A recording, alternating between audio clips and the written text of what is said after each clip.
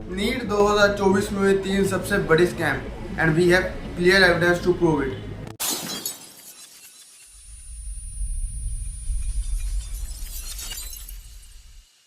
ये वही एग्जाम है जो मेडिकल की फील्ड में one of the toughest exam है, जिसे करने के लिए बच्चे अपनी पूरी जान लगा देते हैं ताकि उन्हें एक गवर्नमेंट मेडिकल कॉलेज में सीट मिल सके और उनके बहुत से खर्चे बच सकें। ये एग्ज़ाम क्लियर करवाने के लिए माँ बाप अपनी सारी कमाई कोचिंग सेंटर वालों को दे देते हैं और बच्चों से बहुत सी उम्मीदें लगा बैठते हैं। इस एग्ज़ाम के प्रेशर में आकर लाखों बच्चे हर साल खुदकुशी कर लेते हैं। उनके बहुत से सुसाइड नोट्स मिलते हैं जो उनके द्वारा लिखे जाते हैं क्योंकि उनसे नीट का एग्ज़ाम क्रैक नहीं होता। सॉरी मम्मी पापा, पर मैं किसी चीज़ के लायक नहीं हूँ। लेकिन इस बार हम हार्डवर्क कर रहे थे बट फिर भी कोई रिजल्ट नहीं आया कि नीट का मेंटल प्रेशर हद से ज़्यादा हो गया। आप समझ सकते हैं ये एग्ज़ाम बच्चों की ज़िंदगी में क्या अहमियत रखता है। इस साल तो एनटीए ने भी 250 तक के मार्क्स फ्री में बांटे हैं। कहा जा रहा है कि 4 मई को ये पेपर लीक हो गया था जबकि एग्ज़ाम 5 मई को था। इस साल 67 बच्चों का फर्स्ट रैंक आया है। उनमें से भी कई बच्चों को तो एम्स का कॉलेज भी नहीं मिला। ये वही कॉलेज है जिस कॉलेज में हर एक बच्चा पढ़ने का सपना देखता है और जिसके लिए वो नीट का एग्ज़ाम देता है। आपको एक और शॉकिंग बात बता देता हूँ कि आज तक 67 बच्चों का AIR फर्स्ट नहीं आया। सिर्फ 2 या 3 ही बच्चे होते थे जो हर साल टॉप करते थे, लेकिन इस साल 67 बच्चों का फर्स्ट रैंक लेकर आना खुद में ये हैरान कर देने वाली बात है। तो एक और इंटरेस्टिंग बात बताता हूँ। इन सभी बच्चों में से 6 बच्चे ऐसे थे जिनका रोल नंबर एक ही सीक्वेंस में था और इन 6 के 6 बच्चों का सेंटर एक ही जगह था। एक सेंटर से 2 या 3 बच्चों का नीट क्रैक कर जाना भी मुश्किल है और इतना बड़ा कोइंसिडेंस कैसे हो गया। इससे साफ पता चलता है कि इस सेंटर में कुछ ना कुछ तो घोटाला हुआ है। ये एक पेपर लीक का स्कैम है। 2017 में भी कुछ ऐसा हुआ था। दिल्ली पुलिस ने 2 व्यक्तियों को पकड़ा था जो नीट के एंट्रेंस सर्वर को ही हैक कर पेपर लीक कर रहे थे। बट जो 2024 में हुआ वो आज तक का सबसे बड़ा स्कैम है।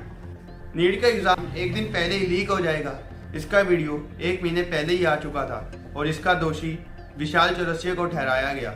नीट का एग्जाम कंडक्ट करने वाली संस्थान ध्यान दें कि इस बार विशाल चौरसिया जेल में भी रह के नीट कर लेगा। अगर आपको ये नहीं पता है कि विशाल चौरसिया कौन है, ये वही व्यक्ति है जिसने बहुत से सरकारी पेपर लीक करवाए हैं। ये अभी जेल में बैठा है।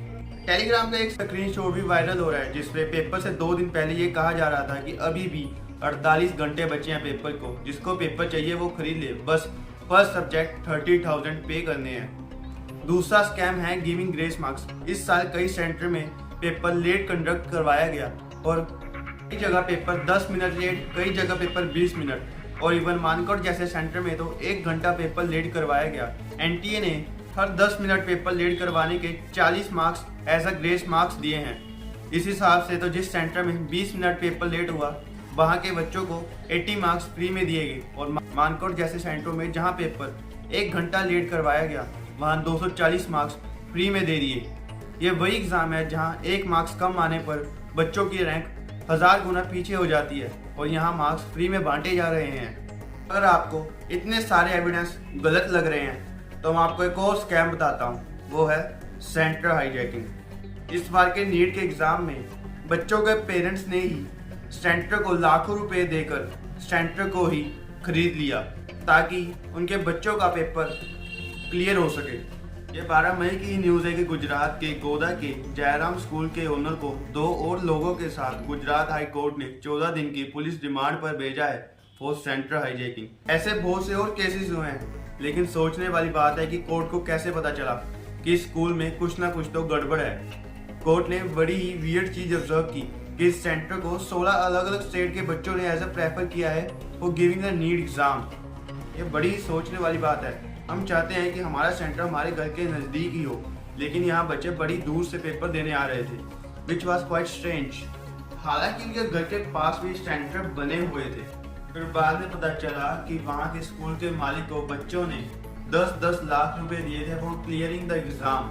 और अभी एक और ऑडियो वायरल हो रहा है जिसमें कहा जा रहा है कि पेपर हम खुद कर देंगे, आपको सिर्फ लिखने की एक्टिंग करनी है क्योंकि आप कैमरे की निगरानी में बैठे हैं। बाकी समय में बैठे भी नहीं रहना सर, फिजिक्स या केमिस्ट्री का रफ करते रहना है, क्योंकि 3 घंटे आप सीसीटीवी कैमरे की निगरानी में रखते हैं। वार्मर सीट को फुलफिल करेंगे और ताकि आपको गवर्नमेंट कॉलेज में एडमिशन मिल सके। सभी स्कैम में उस बच्चे का क्या जो पूरी लगन से एग्जाम देने गया था, उस बेचारे का तो 1 साल खराब हो गया। कई बच्चों ने तो री एग्जाम की डिमांड की है। आखिर इलेक्शन वाले दिन ही क्यों रिजल्ट को डिक्लेयर किया गया? क्या एनटीए इलेक्शन की आड़ में इन बच्चों की आवाज दबाना चाहता था? आपको भी ये मुद्दा इम्पोर्टेंट लग रहा है तो इसके खिलाफ आवाज उठाएं, ज्यादा से ज्यादा अवेयरनेस फैलाएं, जो कि एकमात्र रास्ता है हमारे इंडिया के फ्यूचर को, हमारे इंडिया के बच्चों को बचाने का।